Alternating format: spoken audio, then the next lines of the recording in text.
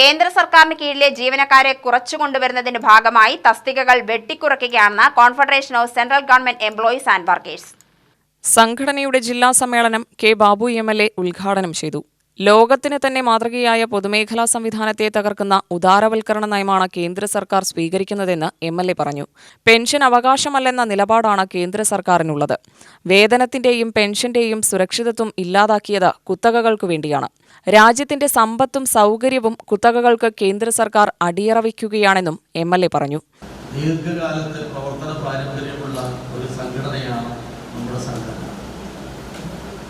7 പതിറ്റാണ്ടുകാലത്തെ പ്രവർത്തന പരിചയവുമായി മാറുന്ന രാഷ്ട്രീയ സാഹചര്യങ്ങൾക്കനുസരിച്ച് പുതിയ സമര പോരാട്ടങ്ങളുമായി മുന്നോട്ട് പോകേണ്ട ഒരവസ്ഥയിലാണ് ഇന്നത്തെ നമ്മുടെ സംഘടനയുടെ പ്രവർത്തനം.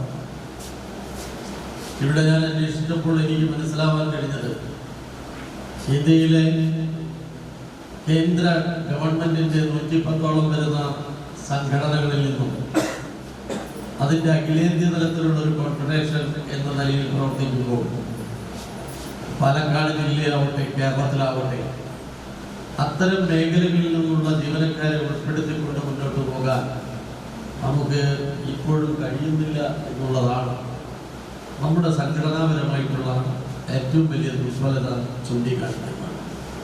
ജില്ലാ president C M. Ravindranath, C. Krishnadas, V. Sreekumar, G. Rajan, K. Mahesh, T S. Parameswaran എന്നിവർ സംസാരിച്ചു. UTV news, Palakkad.